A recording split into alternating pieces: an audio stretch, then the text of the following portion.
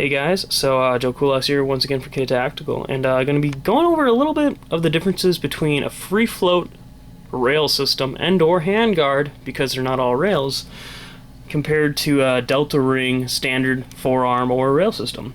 Now, one thing that you're going to notice is obviously this is the Delta Ring right here, guys. Keeps basically anyone that's familiar with taking off your handguards, you really suppress this, and then you can pull it out at an angle, or pull it out at an angle from top to bottom, or vice versa. And then this front ring holds in that front part of the handguard.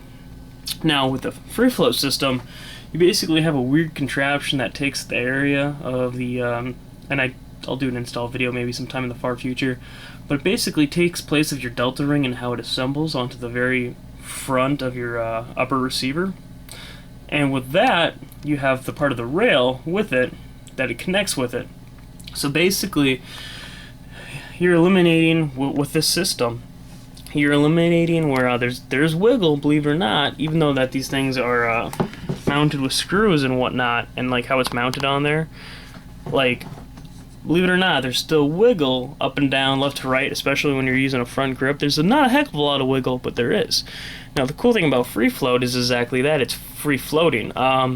Any up and down, left and right, any like movements that you do, you're jerking it yourself, and it's completely user error. Where this, just a lot of tension and a lot of stress on the gun will mess things up a little bit. And throughout time, again, it's really not going to do a lot, but you're just basically getting a little bit better accuracy out of this. You're getting just a little bit better everything.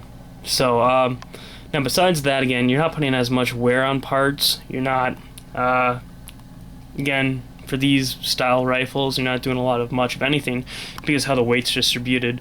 But basically, you're just making sure a little bit better accuracy. Now, one thing that I will say is, let's say you weren't running an optic on here, like in the rear.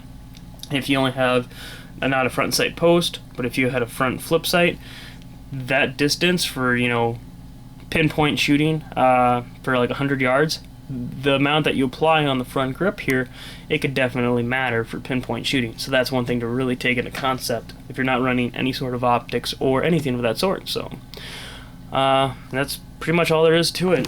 As you can see right there in the front, you know, again, it's not hanging on to anything. So, but all right, hopefully that helps you guys out, and thanks for watching.